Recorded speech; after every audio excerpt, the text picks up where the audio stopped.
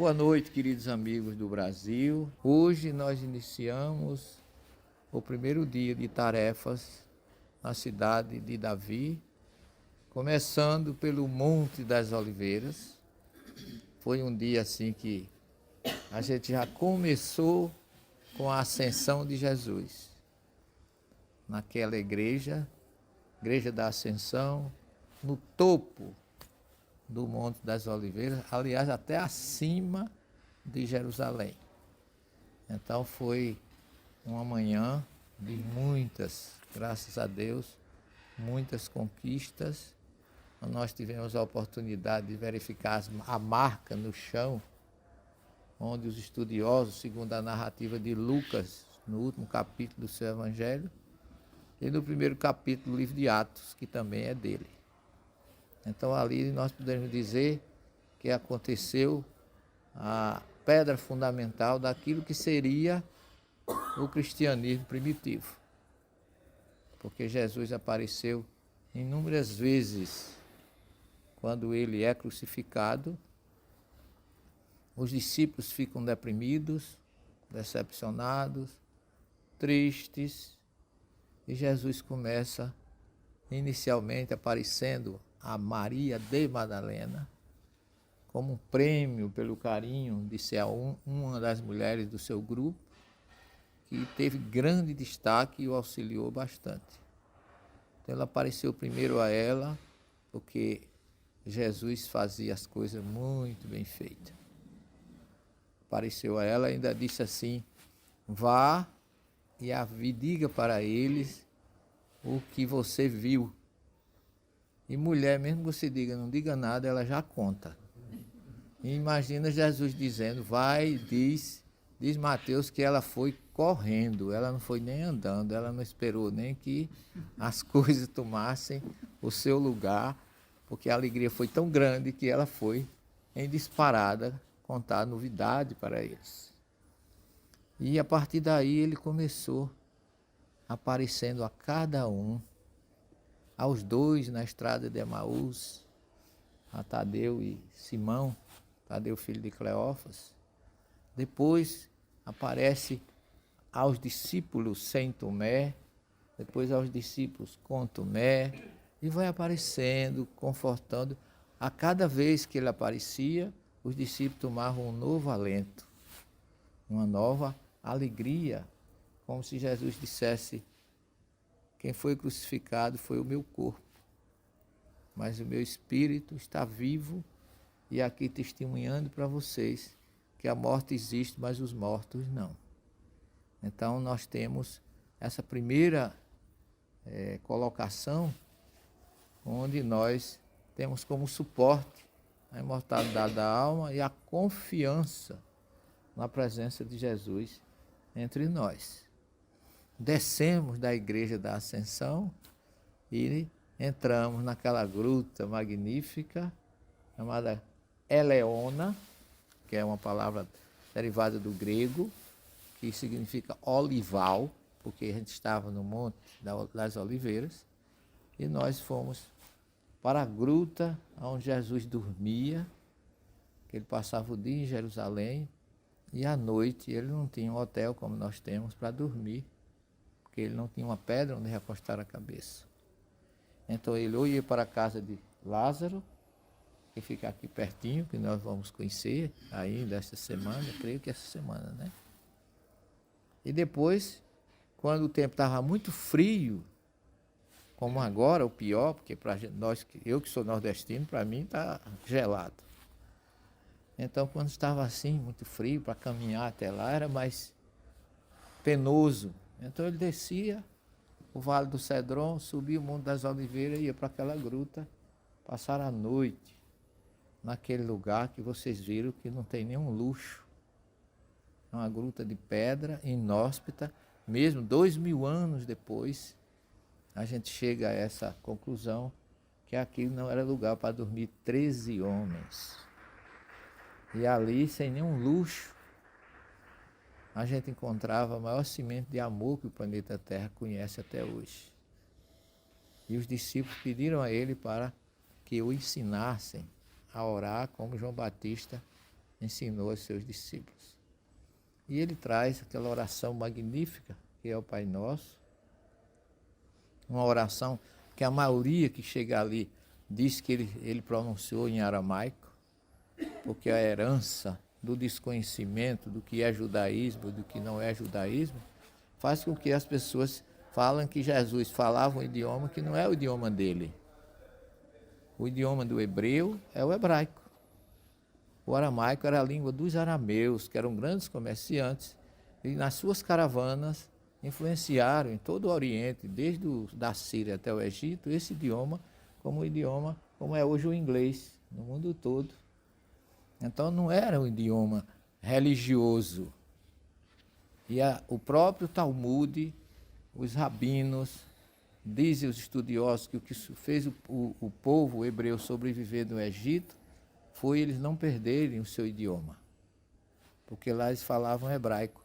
No livro Paulo Estevão, a gente encontra lá a família de Gesiel, que se reuniam e faziam suas orações em hebraico. É recomendado que nenhum judeu faça uma oração espiritual que não seja em hebraico. E como é que Jesus iria ensinar o Pai Nosso em aramaico? Não entendo. E lá está um ao lado do outro, como eu pedi até o nosso querido Ranulfo para fotografar, ele vai colocar no grupo. Está um ao lado do outro. Mas eu já vi muitos guias aqui no Monte das Oliveiras chamando pessoas daqui para ler o Pai Nosso em aramaico, no lado do Pai Nosso em hebraico.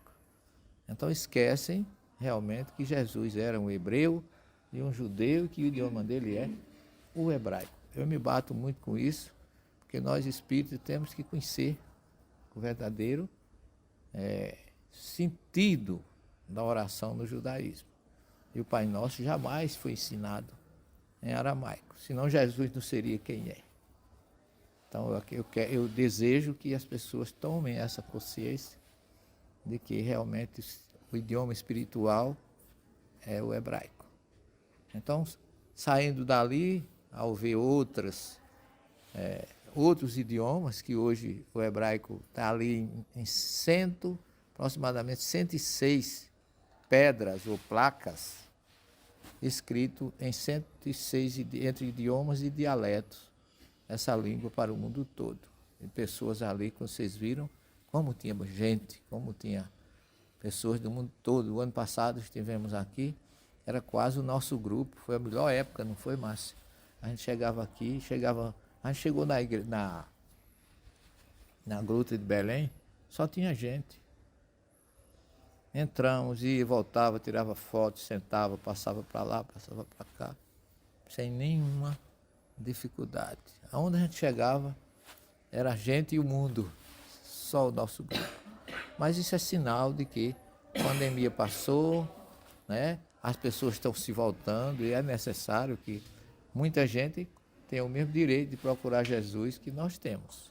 A gente não pode achar isso ruim, pelo contrário. É mais ajuda para as pessoas. Em Belém, que é uma cidade muito pobre, né, da Cisjordânia, a gente vê a necessidade daquele povo de sobreviver, lamentavelmente, né? Ainda por uma questão que não era para acontecer, que também não nos cabe julgar, mas a gente sofre, a gente sente que as coisas tomem esse rumo entre os homens, entre os dirigentes, por isso que precisamos orar por eles. Do Monte das Oliveiras, depois da Igreja do Pai Nosso, aí nós fomos conhecer o local no Monte das Oliveiras, que chama Getsemane, que é o local do shamen em hebraico é óleo, azeite de oliva. Getsemane é o local do azeite de oliva. Aquele lugar onde fica a Igreja das Nações, ou Igreja da Agonia, onde Jesus faz, depois de jantar com os discípulos aqui no cenáculo, em Jerusalém, ele desce e vai para o Monte das Oliveiras, depois das suas despedidas, depois de lavar os pés dos discípulos, depois de fazer toda aquela cerimônia, de confortá-lo em 3 capítulos maravilhosos que está no Evangelho de João. capítulo 14, 15 e 16, onde ele conforta, consola, esclarece e coloca aquela última frase no capítulo 16, último versículo: tem de bom ânimo, eu venci o mundo. Quando é que a gente vai dizer eu venci o mundo? Venci o material. E aí ele é entregue por Judas. Antes de ser entregue por Judas, aliás, ele se ajoelha naquela pedra que vocês viram lá pela manhã, e ali ele faz a sua última oração, uma espécie de prestação de contas a Deus, onde ele diz que está honrado, está feliz, porque cumpriu a sua tarefa. Essa oração que está no capítulo 17 todo do Evangelho de João é considerado pelos teólogos como a oração sacerdotal. Só existe no Evangelho de João, e Jesus é tão misericordioso, no momento daquele de tanta, vamos dizer, dificuldade, que as pessoas dizem que ele suou sangue, mas já no capítulo 12 de João ele diz assim: eu não posso me furtar de cumprir a missão que eu abracei. Então eu não acho que ele tenha sentido pedido para afastar o cálice, isso aí é uma questão de entendimento. Para mim, ele estava plenamente consciente das coisas que estavam acontecendo. É tanto que ele disse: Pai, eu não peço por mim, eu peço por eles. Quer dizer, ele não estava preocupado com o que ele iria abraçar. Ele já sabia de tudo. Então é uma oração que realmente mostra como Jesus é magnânimo, é magnífico. E ali também nós mostramos ao grupo, mostramos a pedra onde ele fez a sua oração, tem uma coroa de ferro simulando o espinho, e ali tem uma ave chamada pelicano, tem um ninho de pelicano, que é um símbolo que a igreja colocou na situação do Cristo, porque o pelicano é uma ave que, quando falta alimento para os seus filhos, ele se autobica, tira a sua própria carne e o seu sangue e dá aos seus filhotes. Então, Jesus é um símbolo, como se fosse o pelicano que deu o seu sangue e o seu corpo para que nós fôssemos despertos para a sua missão e para o seu trabalho.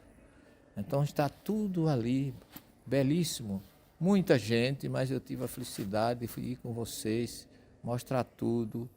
Alguns do nosso grupo não, mas outros que tinham ali na ânsia de chegar mais perto, abriram lá uma portinha antes do altar e entrou gente lá e gente se ajoelhou, e gente tirou foto, e os guardas ficaram meio bravos, mas aí, numa hora dessa a gente esquece a brabeza dos outros e busca a nossa mansidão e conquistar aquilo que a gente quer para estar junto de Jesus.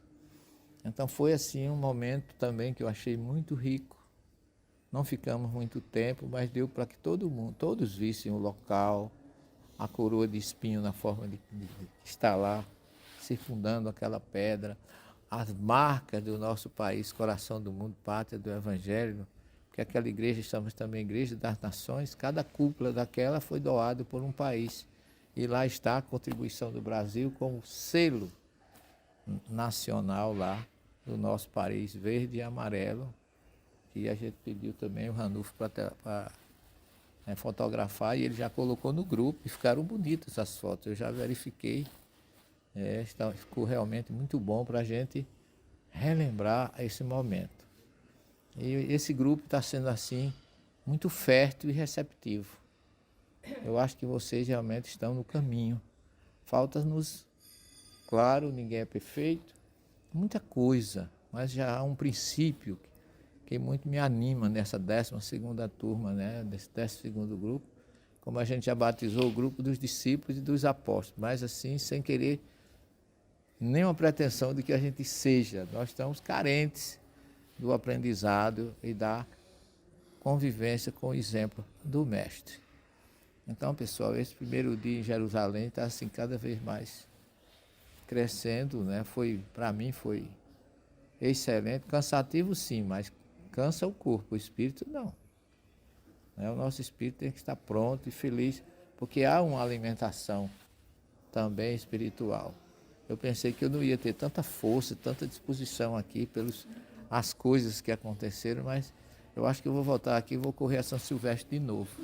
Porque estou assim, cada dia, graças a Deus, sono na beira dos olhos, mas as pernas firmes e o espírito pronto para seguir Jesus. E que assim seja com todos vocês.